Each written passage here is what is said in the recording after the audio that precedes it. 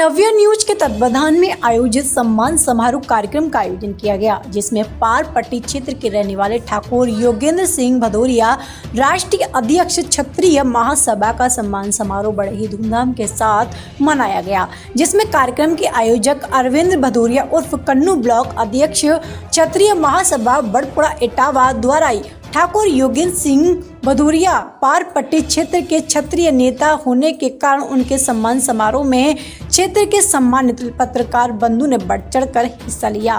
कार्यक्रम की अध्यक्षता रिंकू तिवारी पत्रकार ने की, जिसमें सर्वप्रथम नव्य तिवारी ने ठाकुर योगेंद्र सिंह भदौरिया को विजय तिलक लगाकर स्वागत किया। इसी के साथ नव्य न्यूज परिवार के सभी सदस्यों द्वारा फूल माला पहनाकर उनका भव्य स्वागत किया गया, जिसमें मूलचंद राठौर मंडल प्रभारी कानपुर ने राम दरबार का प्रतीक चिन्ह भेंट किया।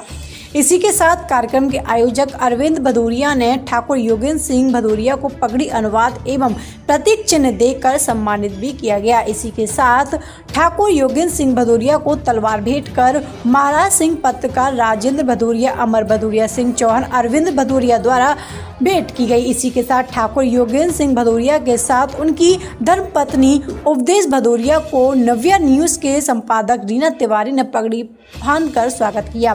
स्वागत समारोह में दिलीप भदौरिया, अनुराग राजपूत, मूलचंद राठौर, संजय कुमार, राजीव भदौरिया, गौरव पांडे, कुलदीप सिंह, महाराज सिंह भदौरिया, राजेंद्र भदौरिया, फौजी रामशंकर भदौरिया, रजत कुमार कन्नर, वीडी विवेक राजपूत आदि लोग मौजूद रहे। पवित्र नदियाँ हैं जिनके बिना किसी भी मनुष्य का जीवन जो है वो पूर्ण नहीं हो सकता। वहाँ से हम लोगों का जन्म होना ये अत्यंत सौभाग्य की बात है। ये कर्म भूमि होना अत्यंत सौभाग्य की बात है।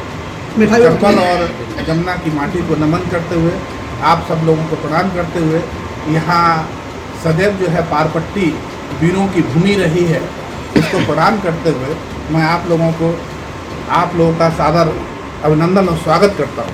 मैं ठाकुर योगेंद्र सिंह भदौरिया, राष्ट्रीय अध्यक्ष अखिल विश्व क्षत्रिय महासभा, जब यहाँ आता हूँ मुझे ऊर्जा का साक्षात संचार मेरे जीवन में प्राप्त होता है।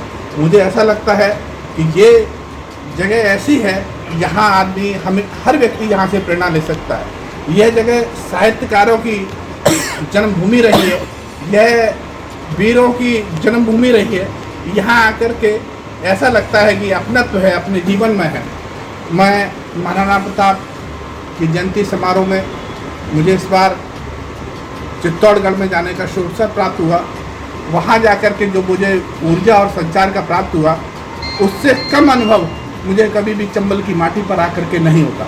यहाँ भी ऐसे ही लगता है कि यहाँ भी महाराणा प्रताप की जन्मभूमि रही है और ये क्षेत्र एक अद्भुत क्षेत्र रहा है, जिसके विषय में बता दूं कि बहुत कम लोगों को पता मालूम होना चाहिए कि भदावर ऐसा रहा। भदावर का इतिहास इस प्रकार का है कि यहाँ हम लोगों ने कभी किसी भी यहाँ के रहने वाले, चाहे वो क्षत्रिय हो, चाहे ब्राह्मण हो, चाहे किसी भी जाति से रहने वाला हो, उसने कभी भी अपने जीवन में दासता स्वीकार नहीं की। कभी भी किसी भी साम्राज्य का उसके ऊपर परतंत्र नहीं रहा। यह पूरे देश में केवल चंबल के माटी का, यहाँ का एक ऐसा शार रहा, जमुना चंबल का ऐसा संगम रहा। पूरे विश्व में ऐसा कहा जा सकता है कि यहाँ साक्षात जमुना ने उल्टी होकर के यहाँ बही ये प्रतीक दिया, ये सिद्ध किया कि साक्षात जमुना जो है वो माँ भगवती का रूप है। ये यहाँ की जननी में, ये यहाँ में ताकत है। ये इसी ताकत से ये क्षेत्र जो है कभी भी किसी की भी दास्ता स्वीकार नहीं की। आज भी यहाँ के लोग वीरता की श्रेणी में सर्वोच्च है। और मैं तो इस तरह की मांग सरकार से भी हमेशा करता हूँ कि यहाँ की फौज है, प्रशासन है, जो भी सेना की चीज़ें हैं और सैन्य टुकड़ियाँ हैं, उसमें यहाँ के लोगों को विशेष प्राथमिकता और वरीयता देनी चाहिए, जिससे कि वो लोग जीवन में सब कर सके। और अगर इतिहास कभी देखा जाएगा तो सर्वाधिक शहीद भी इसी क्षेत्र में यहाँ हुए।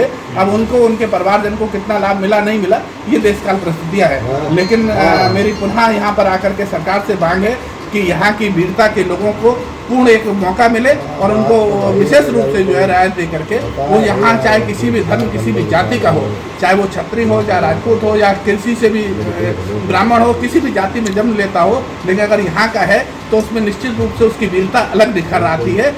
धन्यवाद। जय हिंद, जय भारत।